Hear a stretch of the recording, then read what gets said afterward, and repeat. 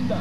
Cyril Neveu, triple vainqueur du Paris-Dakar. Au lever du jour, en ce 1er janvier, il y a place de la Concorde deux sortes de gens. Ceux qui regardent, ils sont les plus nombreux, et ceux qui vont partir.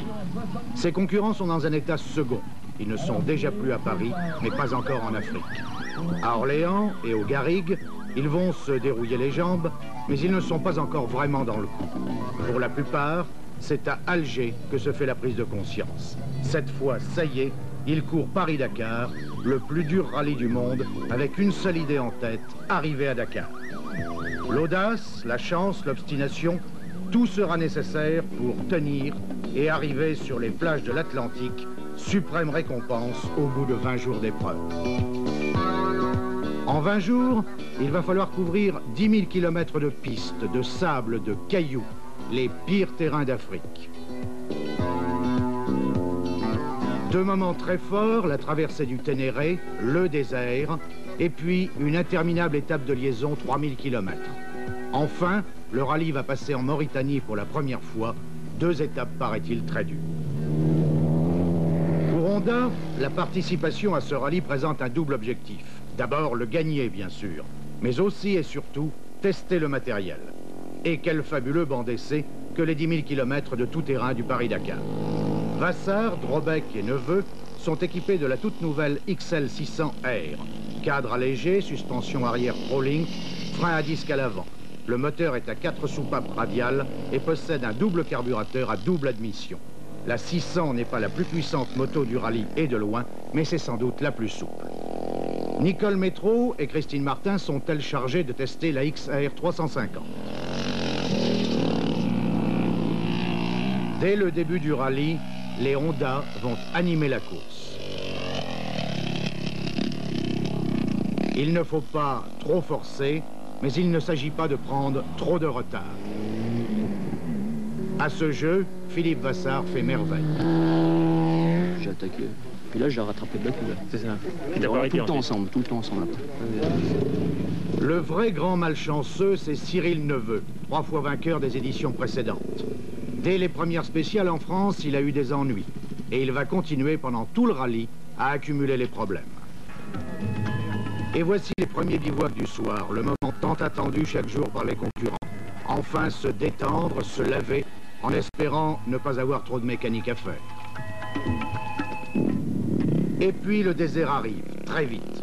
Pour beaucoup, c'est une découverte. Pour tous, c'est une rude épreuve. Car il ne s'agit pas uniquement de rouler et de rouler vite. Il faut aussi naviguer, ne pas se perdre, et tous vont découvrir qu'il est très facile de s'égarer dans ces étendues désertes aux repères incertains.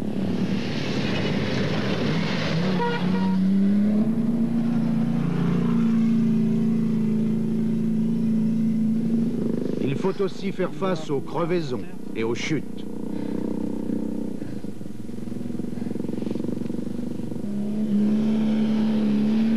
Si la plupart des gamelles sont sans gravité, il est parfois bien difficile de se remettre en selle. Ce n'est pas tout de sortir de la piste, il faut aussi y revenir. La qualité de la mécanique prend une importance considérable sur ces terrains impitoyables. Une bonne suspension a presque autant d'importance que le talent du pilote. Ne pas se perdre devient l'obsession, car au bout de l'erreur, c'est la panne sèche. Le ravitaillement en essence est indiqué sur le roadbook, il ne faut pas le manquer.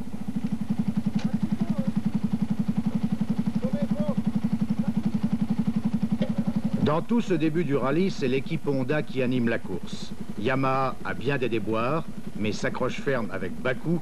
Quant au BMW, Gaston Rayet, qui caracolait en tête, doit abandonner et Hubert Auriol attend son heure.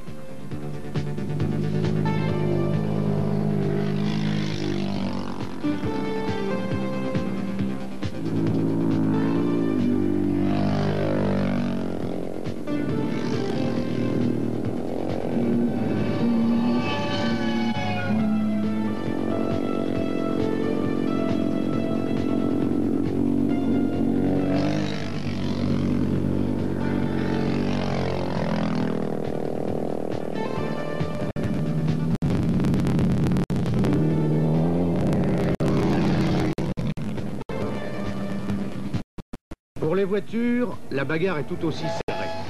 X mène déjà, mais René Medge accroche comme à l'habitude, et derrière, l'Arctique et Briavoine n'ont pas dit leur dernier mot.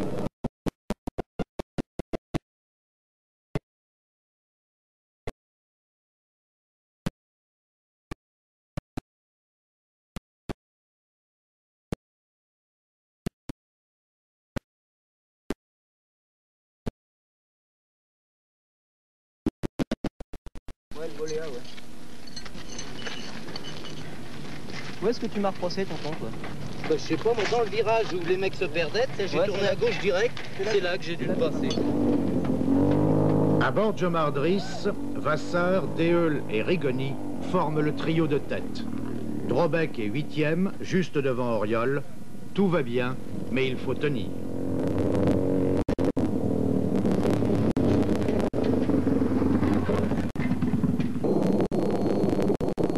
Une fois de plus, l'Afrique change de visage. Voici la montagne.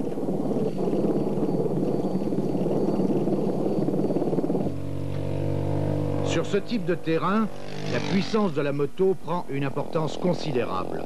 À qualité de pilotage égale, la cylindrée va faire la différence.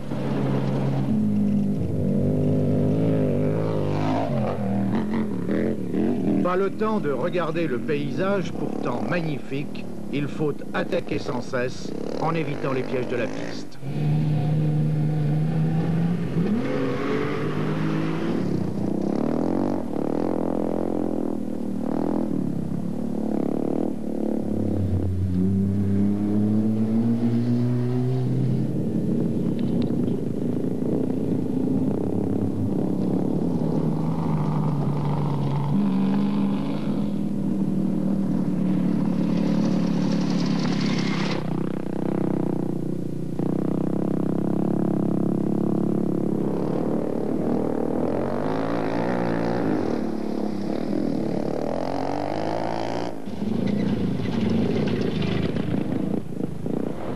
Auriol, en très grande forme, va faire jouer au maximum la puissance de sa moto et malgré l'obstination de Vassar et de toute l'équipe Honda, il va prendre la tête du classement à Chirfa devant Drobeck, Rigoni et le pilote privé Jackie Barra.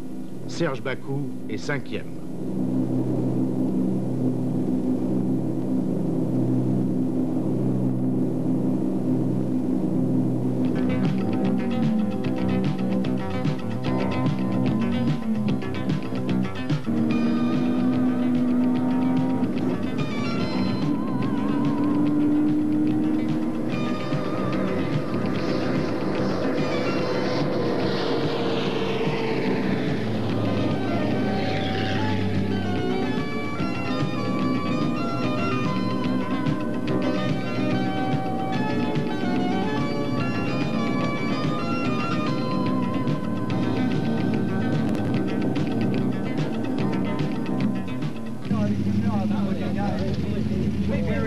Avant la redoutable épreuve de demain, il faut maintenant vérifier les machines et se ravitailler. La moto d'abord.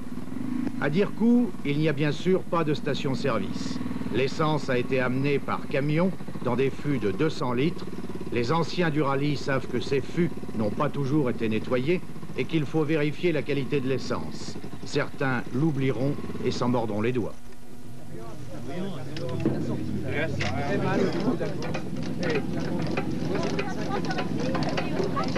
Ça y est, hein, mais le point.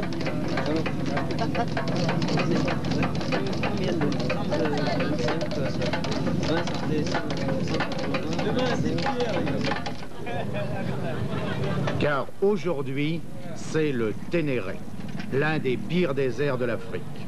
Pas un arbre, pas un animal, pas un caillou, un seul point d'eau. Seul repère, des balises kilométriques qu'il faut suivre soigneusement sous peine de se perdre.